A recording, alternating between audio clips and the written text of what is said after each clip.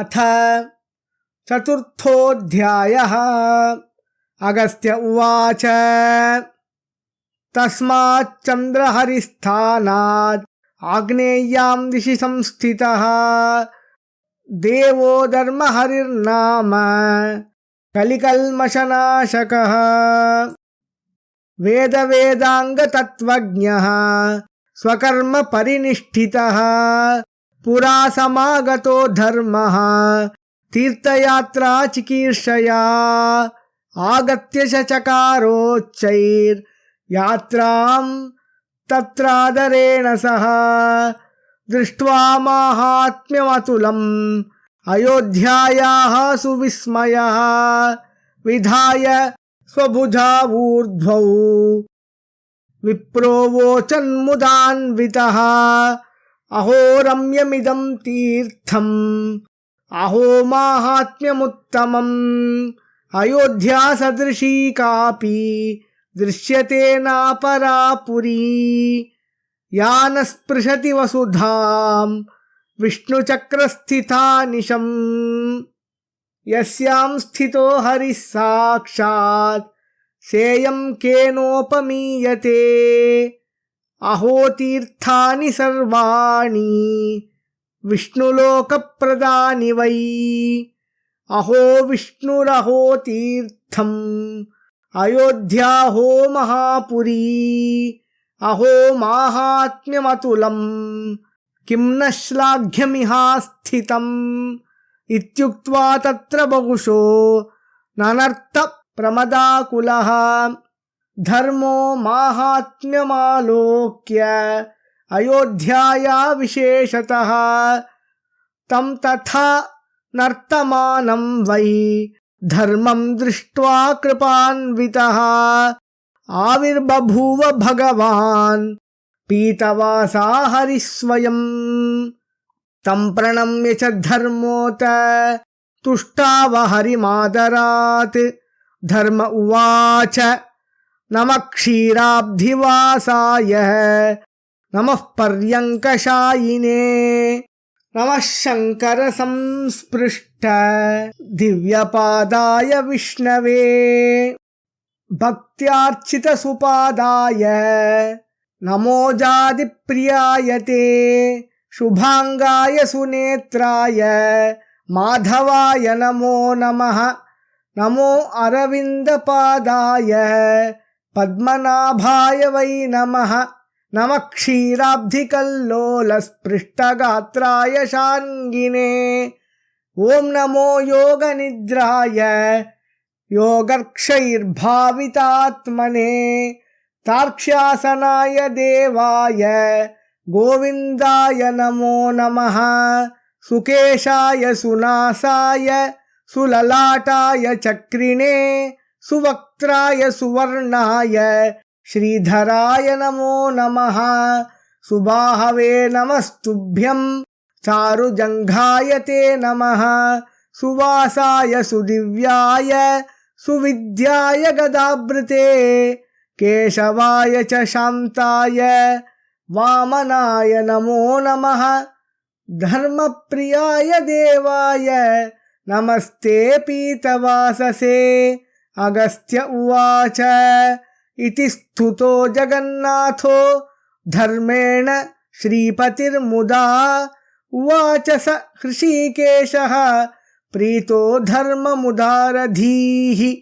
श्रीभगवानुवाच तुष्टोऽहं भवतो धर्म स्तोत्रेणानेन सुव्रत वरं वरय धर्मज्ञ यस्ते स्यान्मनसः प्रियः स्तोत्रेणानेन यस्तौति मानवो मामतन्द्रितः सर्वान् कामान् वाप्नोति पूजितः श्रीयुतः सदा धर्म उवाच यदि तुष्टोऽसि भगवन् देवदेव जगत्पते त्वामहं स्थापयामि यत्र निजनाम्ना जगद्गुरो अगस्त्य उवाच एवमस्त्विति सम्प्रोच्य भवद्धर्महरिर्विभुः स्मरणादेव मुच्येत नरो धर्महरेर्विभोः सरयूसलिले स्नात्वा सुचिन्ताकुलमानसः देवं धर्महरिं पश्येत् सर्वपापैः प्रमुच्यते। अत्र दानं तथा होमं जपो ब्राह्मणभोजनं सर्वमक्षयतां याति विष्णुलोके निवासकृत्। अज्ञानाज्ञानतो वापि यत्किञ्चित् दुष्कृतं भवेत् प्रायश्चित्तं विधातव्यं तन्नाशाय प्रयत्नतः। प्रायश्चित्तेन विधिना पापं तस्य प्रणश्यति। तस्मादत्र प्रकर्तव्यं प्रायश्चित्तं विधानतः। अज्ञानाज्ञानतो वापि राजादेर्निग्रहात् तथा नित्यकर्म निवृत्ति स्यात् अस्य पुंसो वशात्मनः। तेनाप्यत्र विधातव्यं प्रायश्चित्तं प्रयत्नतः। अत्र साक्षात् स्वयं देवो विष्णुर्वसति सादरः। तस्माद् वर्णयितुं शक्यो महिमा न हि मानवैः। आषाढे शुक्लपक्षस्य एकादश्यां द्विजोत्तम तस्य संवत्सरी यात्रा कर्तव्या तु विधानतः। स्वर्गद्वारे नरस्नात्वा दृष्ट्वा धर्महरिं विभुं सर्वपापविशुद्धात्मा विष्णुलोके वसेत् सदा। तस्माद् दक्षिणदिग्भागे स्वर्णस्य कणिरुत्तमा यत्र चक्रे स्वर्णवृष्टिं कुबेरो रघुजाद्भयात्। व्यास उवाच भगवन् ब्रूहि तत्त्वज्ञ स्वर्णवृष्टिरभूत् कथं कुबेरस्य कथं भीतिरुत्पन्ना रघुभूपतेः। एतत् सर्वं समाचक्ष्व विस्तरान् मम सुव्रतः। श्रुत्वा कथारहस्यानि न तृप्यति मनो मम।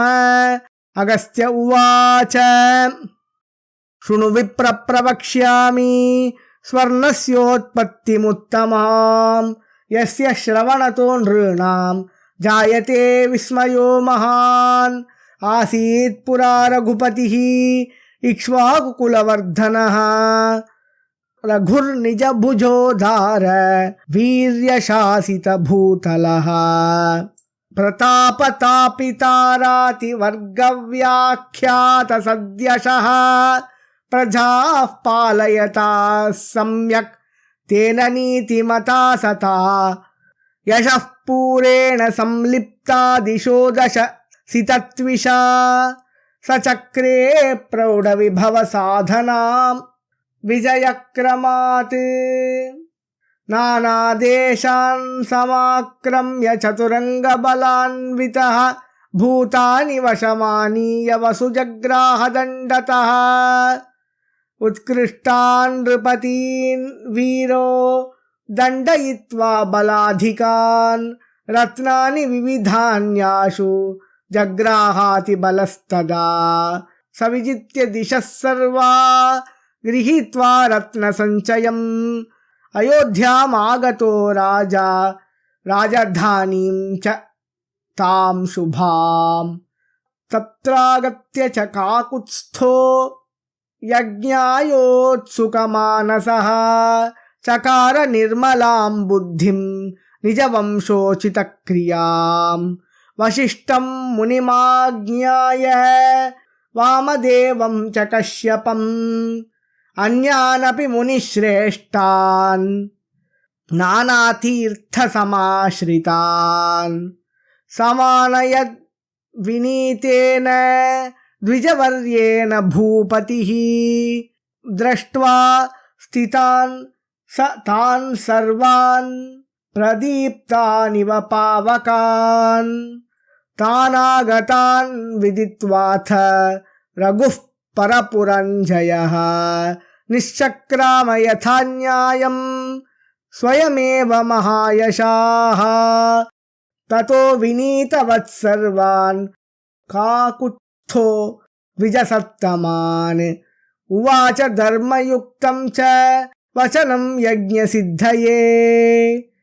रघुरुवाच मुनयः सर्व एते वै यूयं शृणुत मद्वचः यज्ञं विधातुमिच्छामि तत्राज्ञां दातुमर्हथ साम्प्रतं मामको यज्ञो युक्तः स्यान्मुनिसत्तमाः एतद्विचार्य तत्त्वेन ब्रूत यूयं मुनीश्वराः। मुनय ऊचुः राजन् विश्वजिताख्यातो यज्ञानां यज्ञ उत्तमः साम्प्रतं कुरुतं यत्नान् मा विलम्बं वृथा कृथाः। अगस्त्य उवाच नृपश्चक्रे ततो यज्ञं विश्वदिग्जय संज्ञितं नानासंभारमधुरं कृतसर्वस्वदक्षिणं नानाविधेन दानेन मुनिसन्तोष हर्षकृत् सर्वस्वमेव प्रददौ द्विजेभ्यो बहुमानतः तेषु विश्वेषु यातेषु पूजितेषु गृहान् स्वकान् बन्धुष्वपि च तुष्टेषु मुनिषु प्रणतेषु च तेन यज्ञेन विधिवत् विहितेन नरेश्वरः शुशुभे शोभनाचारः स्वर्गे देवेन्द्रवक्षणात्। तत्रान्तरे समभ्यायान् मुनिर्यमवतां वरः विश्वामित्र मुनेरन्ते वासी कौत्स इति स्मृतः दक्षिणार्थं गुरोर्धीमान् पावितुं तं नरेश्वरम् 14 सुवर्णानां कोटीराहर सत्वरम् मद्दक्षिणेति गुरुणा निर्बन्धाद्याचितो रुषा आगतः स मुनिः कौत्सः ततो याचितुमादरात् रघुं भूपालतिलकं दत्त सर्वस्वदक्षिणम् तमागतमभिप्रेत्य रघुरादरतस्तदा उत्थाय पूजयामास विधिवत्स परं तपः सपर्यासीत् तस्य सर्वा मृत्पात्र विहितक्रिया पूजा संभारमालोक्य तादृशं तं मुनीश्वरः विस्मितो भून् निरानन्दो दक्षिणाशां परित्यजन् उवाच मधुरं वाक्यं वाक्यज्ञानविशारदः कौत्स उवाच राजन् अभ्युदयस्तेस्तु गच्छाम्यन्यत्र साम्प्रतम् गुर्वर्थाहरणायैव दत्त सर्वस्वदक्षिणम् त्वां न याचे धनाभावात् अतोऽन्यत्र व्रजाम्यहम्। अगस्त्य उवाच इत्युक्तस्तेन मुनिना रघुः परपुरञ्जयः क्षणं ध्यात्वा ब्रवीद् एनं विनयाद् विहिताञ्जलिः। रघुरुवाच भगवन्स्तिष्ठ मे हर्म्ये दिनमेकं मुनिव्रत यावद्यतिष्ये भगवन् भवदर्थार्थमुच्चकैः।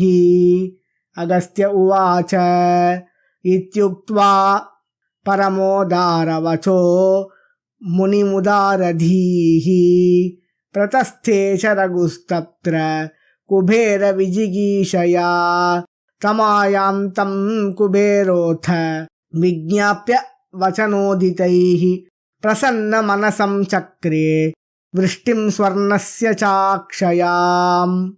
स्वर्णवृष्टिरभूद्यत्र सा स्वर्णखनिरुत्तमा समुनिं दर्शयामास खनिं तेन निवेदिताम्। तस्मै समर्पयामास तां रघुः खनिमुत्तमां मुनीन्द्रोऽपि गृहीत्वाशु ततो गुर्वर्थमादरात् राज्ञे निवेदयामास सर्वमन्यद्गुणाधिकः वरानथ ददौ तुष्टः कौत्सो मतिमतां वरः। कौत्स उवाच राजन् लभस्व सत्पुत्रं निजवंशगुणान्वितम् इयं स्वर्णखनिस्तूर्णं मनोभीष्टफलप्रदा। भूयादत्र परं तीर्थं सर्वपापहरं सदा। अत्र स्नानेन दानेन नृणां लक्ष्मीः प्रजायते। वैशाखे शुक्लद्वादश्यां यात्रा संवत्सरी स्मृता। नानाभीष्टफलप्राप्तिः भूयान्मद्वचसा नृणाम्। अगस्त्य उवाच इति दत्त्वा वरान् राज्ञे कौत्सः सन्तुष्टमानसः। प्रतस्थे निजकार्यार्थे गुरोराश्रममुत्सुकः। राजा च कृतकृत्योऽथ शेषं संगृह्य तद्धनं द्विजेभ्यो विधिवद्दत्त्वा पालयामास वै प्रजाः। एवं स्वर्णखनेर्जातं माहात्म्यं च मुनीश्वरात्। इति श्री स्कान्दे महापुराणे एकाशीतिसाहस्र्यां संहितायां द्वितीये वैष्णवखण्डे अयोध्यामाहात्म्ये धर्महरिस्वर्णखनि माहात्म्यवर्णनं नाम चतुर्थोऽध्यायः।